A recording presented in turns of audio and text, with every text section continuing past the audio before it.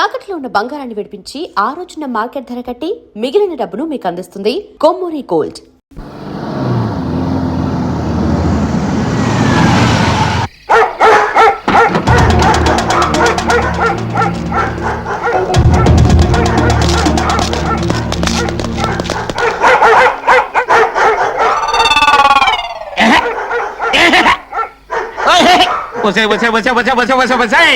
పాడు కుక్కల్లారా ఈ అరుపులతో నా చెవులు చిల్లులు పడిపోతున్నాయి కదే. అసలు ఈ కుక్కల్నా భగవంతుడు ఎందుకు పుట్టించాడంటావు? ఇంకెందుకు, నాలాంటి వాచ్మెన్లకు నిద్ర లేకుండా చేయడానికే. అసలు మళ్ళీ జన్మంటుంటే అసలు కుక్కలే నేను లోకంలో పడతానే. రాఖీగా సైలెంట్ అయిపోరా. రాఖీగా అరవకరా, సైలెంట్ అయిపో. ఎవరదే మధ్యలో టెలిఫోన్ ఒకటి, అటు టెలిఫోన్ ఇటు కుక్కలు ఒకదానికోటి పోటీ పడి అరుస్తున్నాయి. మళ్ళీ జన్మటుంటే అసలు కుక్కలే కాదు, టెలిఫోన్ కూడా నేను లోకంలో పుడతాను. అలా ఎవరు మాట్లాడేది? నేనా? కుక్కనే. అదే వాచ్మెన్ అండి. అయ్యగారు ఊర్లో లేరు. ఎప్పుడు వస్తారు? అయ్యగారు ఎప్పుడు వస్తారు నేనంటే చెప్పగలనయ్యా? నేను బెమ్మం తాతనా కాలగేనని చెప్పడానికి? కమిషనర్ గిరిబాబునయ్యా. పోలీస్ కమిషనర్ గిరిబాబు గారా? నమస్కారం. నమస్కారం సార్. నమస్కారం.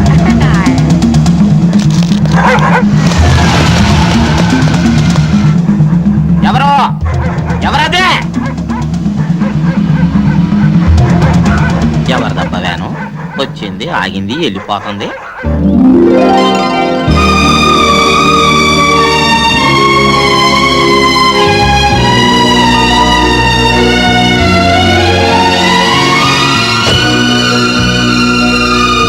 నమస్కారం అండి. ఇదేనా రావడం? అబ్బే, రాత్రంతా బయట పడుకొని ఇప్పుడే లోపలికి వస్తున్నావు. అమ్మాయి గారు నన్ను ఏడిపించ తప్ప ఇంకో పని ఉండదు మీకు. అయ్యగారు ఆగండి ఆగండి ఆగండి ఆగండి ఆగండి. అయ్యగారు రాత్రి అంతా కంటి మీద కునికి లేదంటే నమ్మండి. మన రాఖీ జాకీ గళ్ళు తెల్లారు ఒకటే అరవడం. వాటికి పెట్టాల్సిన మాంసం నువ్వు తినేసి ఉత్తర్లో పెట్టు. అమ్మాయి గారు రాత్రిలో దొంగలు వచ్చినట్టు నాకు అనుమానం. చిచ్చి, నువ్వు ఎప్పుడు చెప్పినా ఇలాంటి కథలే చెప్తావు. అయ్యో నా మాట నిజమండి. అయ్యగారు అది కాదు.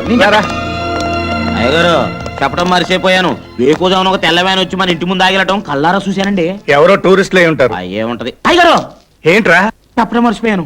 పోలీస్ కమిషనర్ గిరిబాబు గారు ఫోన్ చేశారు. ఏం చెప్పాడు? తమరిని ఒకసారి ఫోన్ చేయమన్నారు. సరే.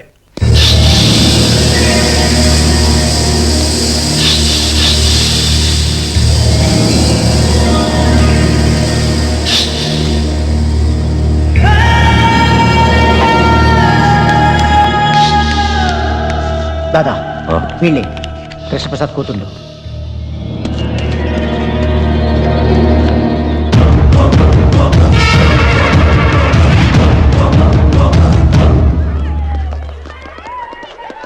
శైలు ఎక్కడే? అది ఇంకా ఎగ్జామ్ రాస్తూనే ఉంది.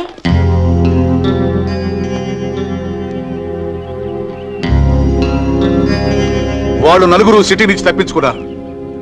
జైలుకెళ్లి జైలర్ని, వార్డెన్స్ ని, ఖైదీల్ని ఎంక్వైరీ చేశారు. వాళ్ళ లక్ష్యం నిన్ను నీ పిల్లల్ని చంపడమే. పగ నా మీద కదా, నా పిల్లలు ఏం చేశారు? వాళ్ళ మీద ఎందుకు కక్ష? పగబట్టిన వారికి పిల్లలేమిటి, పెద్దలేమిటి? నేరం నేను చేసుండొచ్చు. అందుకు భగవంతుడు నాకు శిక్ష విధించాడు. నా భార్య నా కళ్ళ ముందే అనారోగ్యంతో చనిపోయింది. ఇప్పుడు నా పిల్లలు ఇప్పుడు నా పిల్లలు ఎందుకు టెన్షన్ ఫీల్ అవుతావు? ఈ పాటి పరీక్షలు అయిపోయి వెళ్ళి తీసుకుందా పదా. కమాన్. శైలు ఎలా రాసావే? Last question వదిలేసానే. ఏ ఎందుకు వదిలేసా? టైం సరిపోలేదు.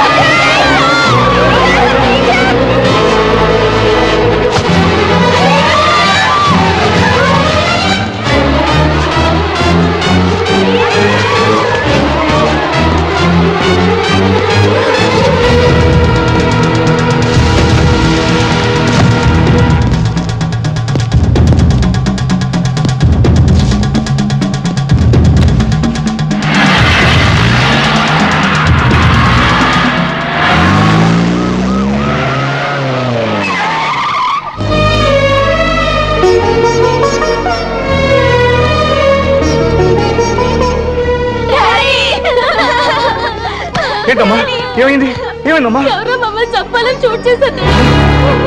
అదృష్టవశాత్తు పిల్లలకి ఏ గాయం తగలేదు. భయపడకండి అమ్మా భయపడకండి. మీ డాడీ బ్రతుకుండగా మిమ్మల్ని ఎవరు ఏం చేయలేరు. రాజు ఎప్పుడు లేని ఈ రోజు నీ గురి తప్పింది. ఎందుకురా ఇలా జరిగింది? మన లక్ష్యాన్ని మర్చిపోయావా లేక నీకు శక్తి సన్నగిలిందా? ఇప్పుడు ఇప్పుడు వాళ్ళు జాగ్రత్త పడిపోతారు. ఇంటి చుట్టూ పోలీసులు కాపలా పెట్టుకుంటారు. దాదా వాళ్ళ ఇంటి చుట్టూ ఎంతమంది పోలీసులు కాపలా ఉన్నా ఆ కృష్ణప్రసాద్ కుటుంబంలో ఎవరిని మిగలివ్వను. అదే అదే ఆ పట్టుదల మీదే ఉండు. నెత్తుటి ముద్దలా నేల కురికిన నీ భార్యను తలుచుకుంటూ, నీకు కాకుండా పోయిన నీ కన్న బిడ్డను గుర్తు చేసుకుంటూ ఆ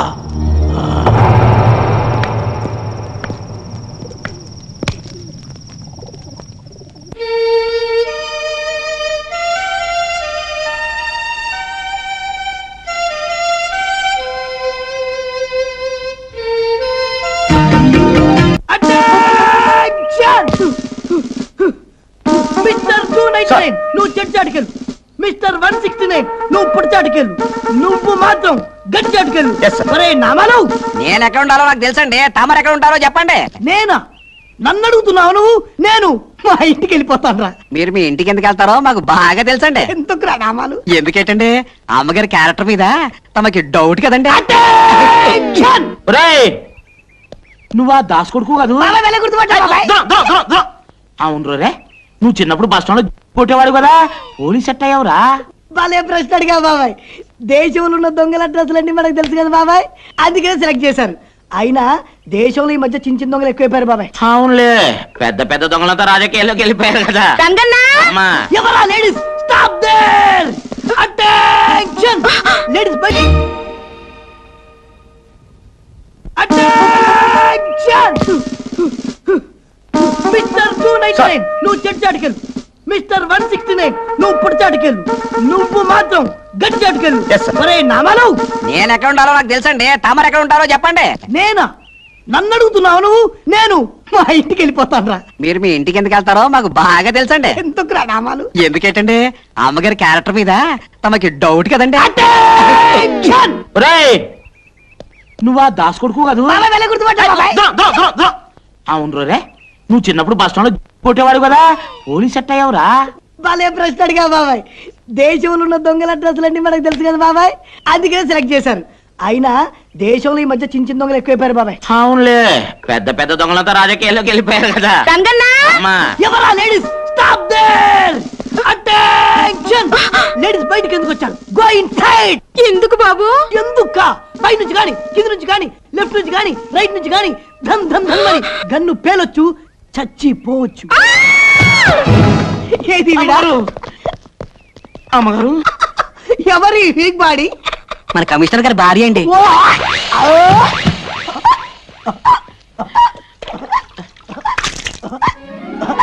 లేకుండా అమ్మగారు. ఓ మోసలా.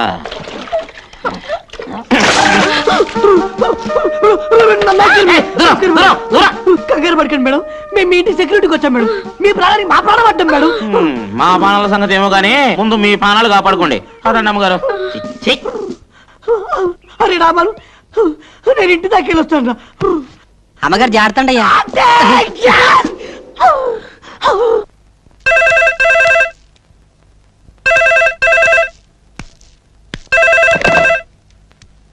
హలో, నేను రా గిరిబాబుని. వాళ్ళు ఫారెస్ట్ లో దాక్కుని ఉన్నారని నాకు ఇన్ఫర్మేషన్ వచ్చింది. వాళ్ళని నేను బయటికి తీసుకొస్తాను. కృష్ణప్రసాద్, ఆవేశానికి పోయి ప్రాణాల మీద తెచ్చుకోవద్దు. రేయ్, ధైర్యవంతుడు ఒక్కసారి మరణిస్తే పిరికివాడు ప్రతి క్షణం మరణిస్తాడురా. నేను వదిలేసింది గవర్నమెంట్ ఉద్యోగాన్ని, గుండె ధైర్యాన్ని కాదు.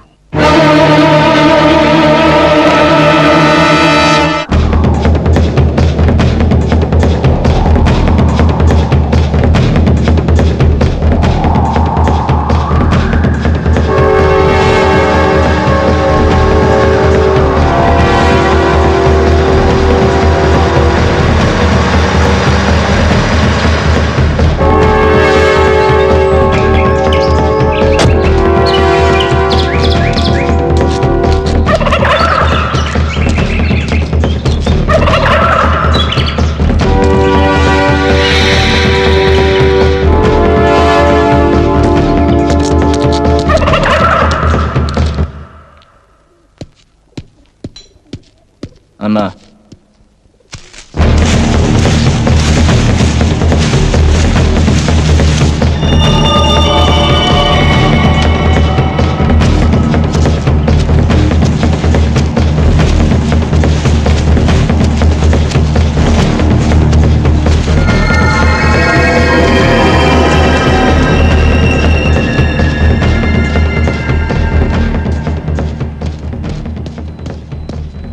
ఏంట్రా లేటు? కొండదారిలో వస్తుంటే కృష్ణప్రసాద్ హసికట్టాడు.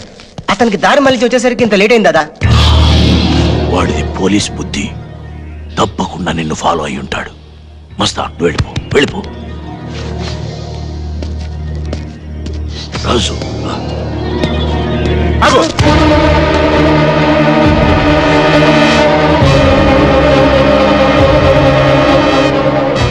కాదు, ఎవరు కదిలినా వీడిని కాల్చేస్తాడు.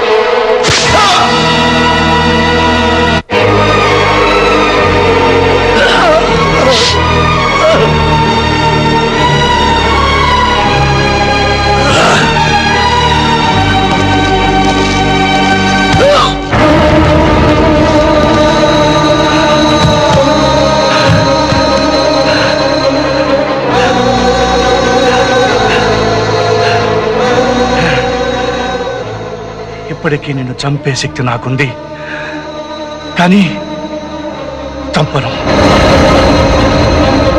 కారణం నా ముగ్గురు పిల్లల్లో ఒకరు నీ కూతురు.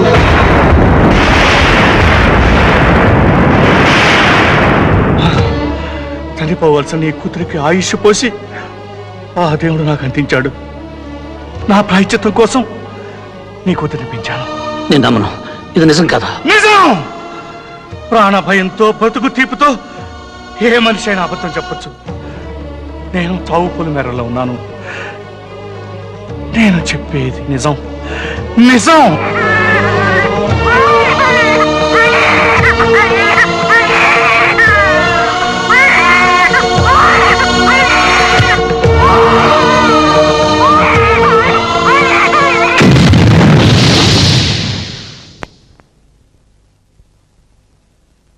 హాస్పిటల్ రికార్డ్ చూసుకో.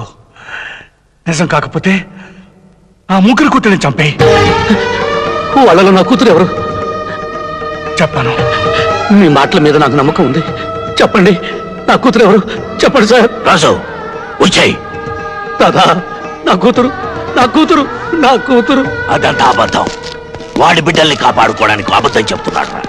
రాజు, చావాలని చంపాలని అనుకునేవాడికి ఉండవలసిందే మమకారం కాదురా, ప్రతీకారం. అరే వేసాయి వాణ్ణి.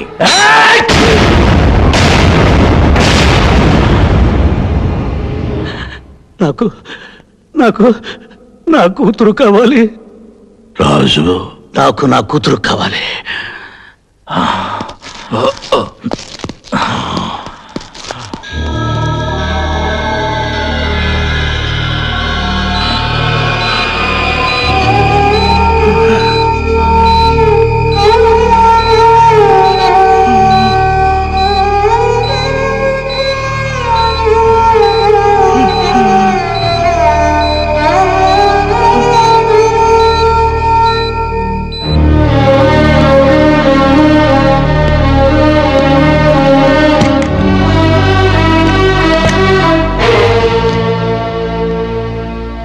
నువ్వు రాజు.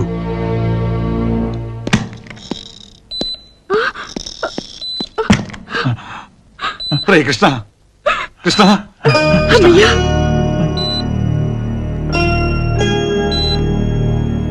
రే కృష్ణ, గిరి, నా పిల్లలు వస్తున్నారు.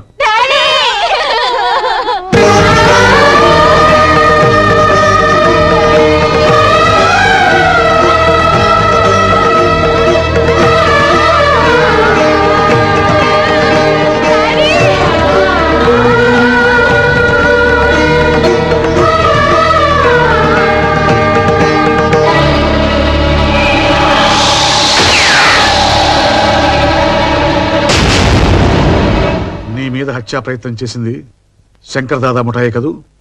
అందులో రాజును కలపొద్దు. ఎన్నాళ్ళు ఆ మనసులో దాచుకున్న నిజాన్ని రాజుకు చెప్పాను. ఇప్పుడు మీకు చెప్తున్నాను. నా ముగ్గురు పిల్లల్లో ఒక పాప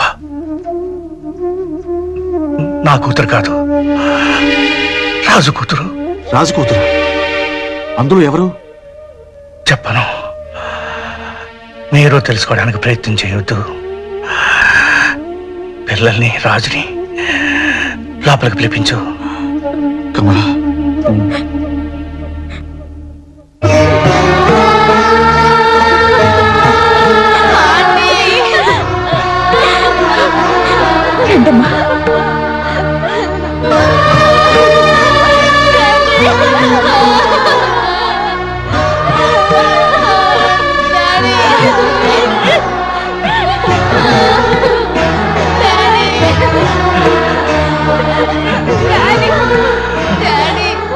రాజు, వీళ్ళ ప్రాణాలు ఎంత భయంకరమైన వ్యక్తుల చేతుల్లో ఉన్నాయో నీకు తెలుసు. ప్రాణ సహితమైన పోలీస్ ఆఫీసర్కి అప్పచెప్పకుండా వీళ్ళని రక్షించే బాధ్యత నీకు అప్పచెప్తున్నాను. నా బిడ్డ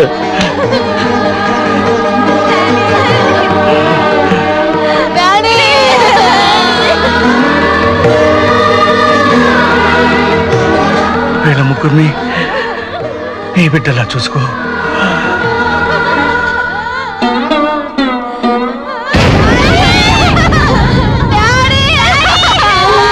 కృష్ణ,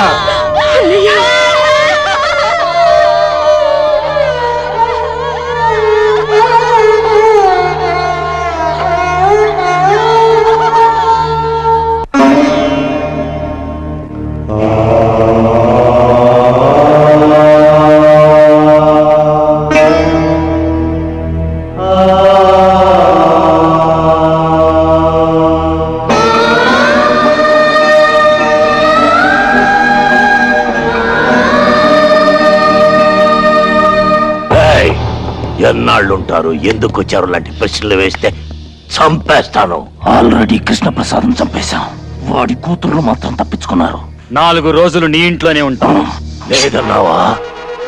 అలాగే.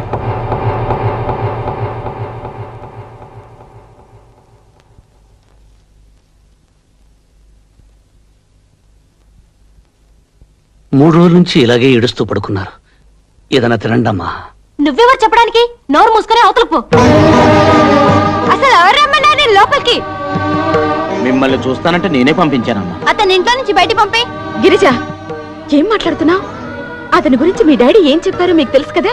అసలు ఇద్దరే మమ్మల్ని చంపబోయారంటీ. ఇంట్లో ఉండడం ఏంటి? బయట పొమ్మనండి. బాధపడకు రాజు.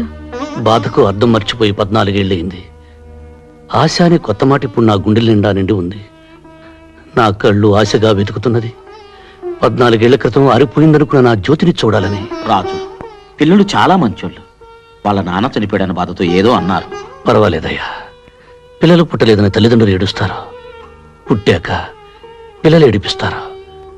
ఈ విధంగానైనా తల్లిదండ్రులకు ఏడుపు తప్పదు.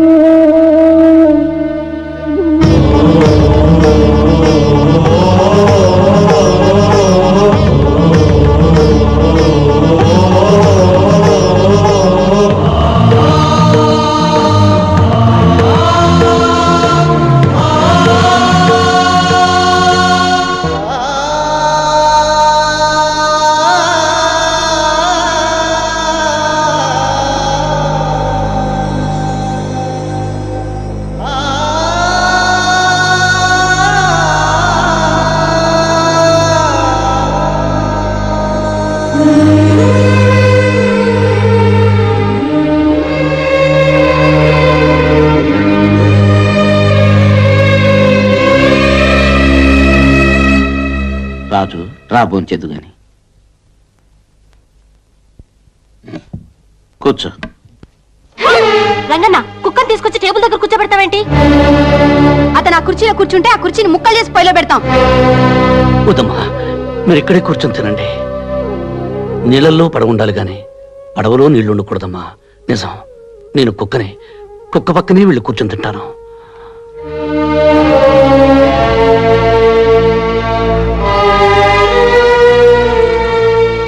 కమలా, నేను బయలుదేరుతున్నాను. పిల్లల్ని జాగ్రత్తగా చూసుకో. అలాగేనండి. మీరు ఇంట్లోనే ఉండనమ్మా. ఎలా అంకుల్? ఎల్లుండి ప్రాక్టికల్ ఎగ్జామ్స్ ఉన్నాయి కదా. ఆ రోజున ఎక్కువ పోలీస్ ఫోర్స్ పెట్టిస్తాగా.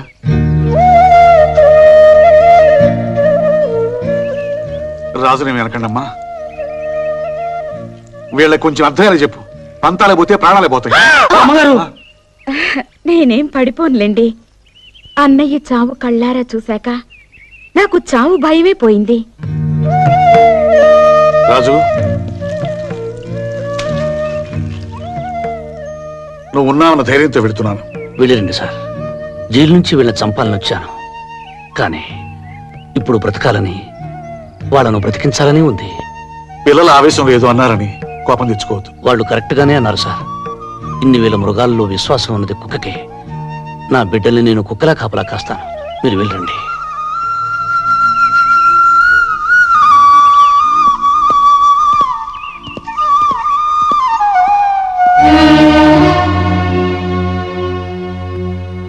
మరీ ఇంత ప్రేమ పెంచుకున్నావేంటయ్యా? ప్రాణం పోసుకున్న 10 నెలల వరకు అమ్మకుడిపై ప్రపంచం అనుకున్న మనిషి పుట్టాక ఈ ప్రపంచం మొత్తం చాలదంటాడు. కానీ ఇప్పుడు నాకు వాళ్ళు ముగ్గురే ప్రపంచం. కుక్కలు లేని చోట, ఫోన్లు లేని చోట బతకగలం గాని నీలాంటి మంచులు లేని చోట మాత్రం బతకలేం రాజు.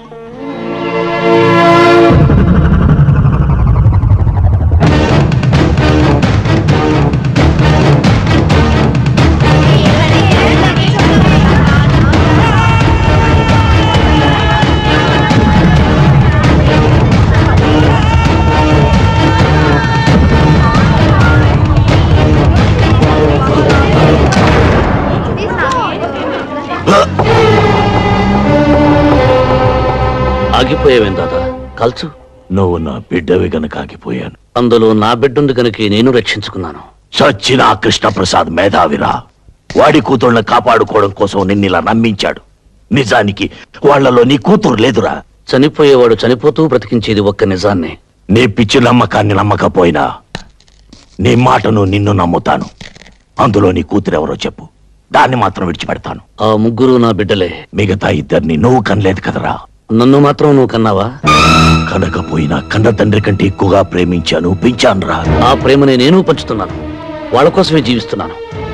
దాదా, వాళ్ళకి అపకారం తలపెడితే ఈసారి నువ్వు తండ్రివని కూడా మర్చిపోతాను.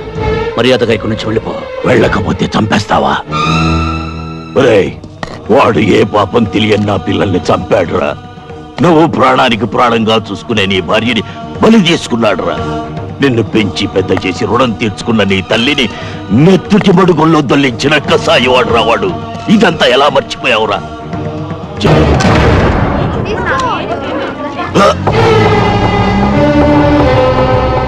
ఆగిపోయావేం దాదా? కల్చు. నువ్వు నా బిడ్డవి గనక ఆగిపోయాను. అందులో నా బిడ్డుంది గనుక నేను రక్షించుకున్నాను. చచ్చిన ఆ కృష్ణప్రసాద్ మేధావిరా.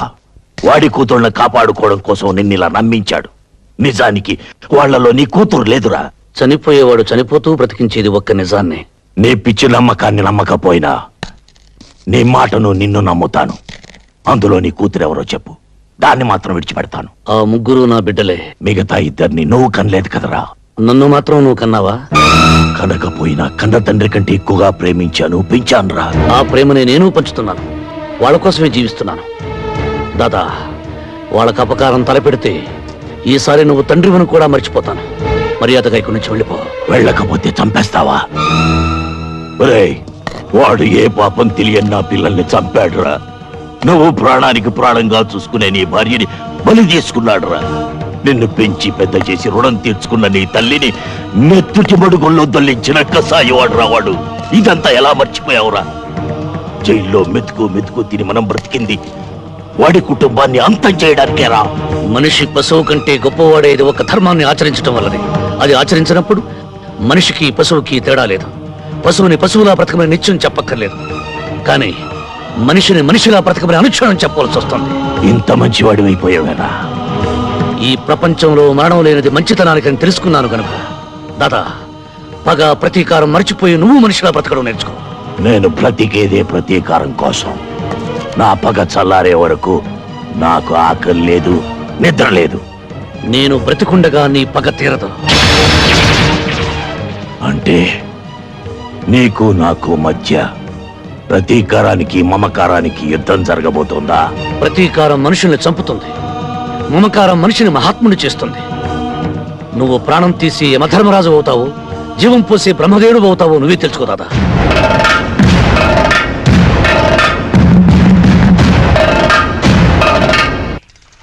రేయ్, ఆగరా.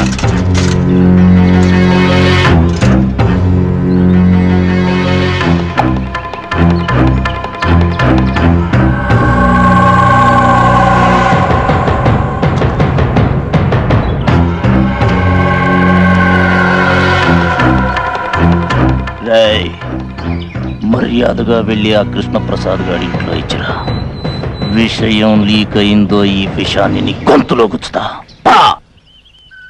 పాల్ వస్తానా లేకండి అయ్యా, తెల్లారి చాలాసేపు అయింది.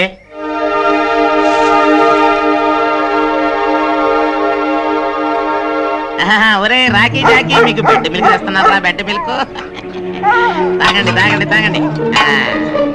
ఇదిగో ఉండవే, ఇదిగో బెడ్ మిల్క్, బెడ్ మిల్క్ తాగు. నువ్వు తాగమ్మా, నువ్వు తాగు. తాగి తెల్లారులు నా చెవులు తూటుకురు కానీ తాగండి. నన్ను తాగండి. జీతాలు తీసుకునే వాళ్ళేమో దున్నపోతుల్లాగా పడుకున్నారు. కంటి మీద కునుకు లేకుండా కాపలాగా నిన్నేమో వాళ్ళు ఇంకా ఖైదీగానే చూస్తున్నారు. ఖైదీనే నేనే కాదు, ప్రతి మనిషి ఖైదీనే. తల్లి కడుపులో 9 నెలలు ఖైదీ, పుట్టాక తల్లి ఒడిలో ఖైదీ, పెరిగాక ప్రేయసి గుండెలో ఖైదీ, పెళ్ళయ్యాక భార్యకి జీవిత ఖైదీ, చనిపోయాక కాలి బొటన వేలకు సంకెళ్ళు వేసుకుని ఖైదీగానే స్వర్గం అనే సబ్ జైలుకు, నరకం అనే సెంట్రల్ జైలుకు బదిలీ అయిపోతాడు. అందుకని నేను ఖైదీని. అయ్యి బాబోయ్, ఎంత గొప్పగా చెప్పారు. అయితే నేను ఇప్పటి నుంచి నన్ను రాజు అని పిలవను, ఖైదీ గారు అని పిలుస్తాను. ఇక్కడ ఉండు, ఏడేడి కాపట్టుకొస్తాను. ఇదిగో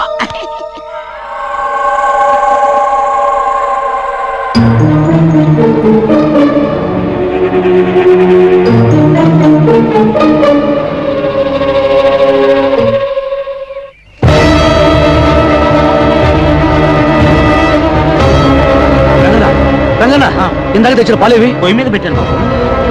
ఏమ్మా, ఆ పాలు తాగద్దు, అందులో విషం కలిపారు. ఓహో, ఇలా నాటకవాడి సింపతి కొట్టేయాలని చూస్తున్నావా? కాదమ్మా, నిజంగానే విషం కలిపారు. ఆ పాలు కుక్క తాగొచ్చాను. కుక్క తాగడం ఏంటి? నేను తాగుతాను. వద్దమ్మా, నా మాట విను. వద్దు వద్దు.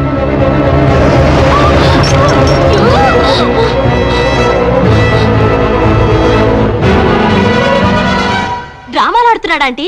విషయం అయితే ఈ పాటి చావాలి కదా. ఆంటీ నా మాట వినే రాసుకెళ్ళి బయటికి పంపించేయండి. ఇవాళ పాలలో విషం ఉంది తాగొద్దంటాడు. రేపు అన్నం తినొద్దు మంచినీళ్ళు కూడా తాగొద్దంటాడు.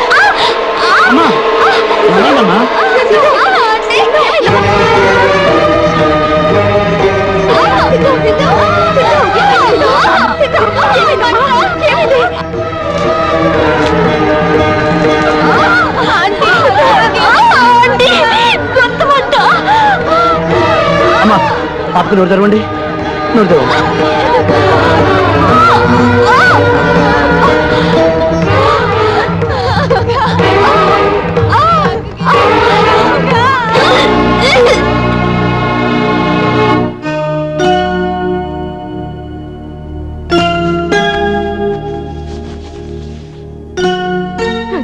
కాసేపు విశ్రాంతి తీసుకునివ్వండి.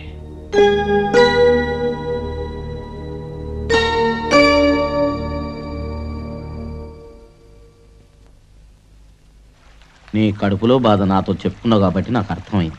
పాపం ఆ పిల్లలకి ఎలా తెలుస్తుంది? ఒక మనిషి బాధలో ఉన్నాడని ఎదుటి మనిషికి చెప్పకపోయినా తెలియటం కోసం దేవుడు కన్నీళ్లు పెట్టాడట.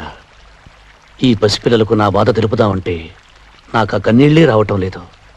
నా భార్య చితిమంటల వీడిలో అవన్నీ ఆవిరైపోయాయి.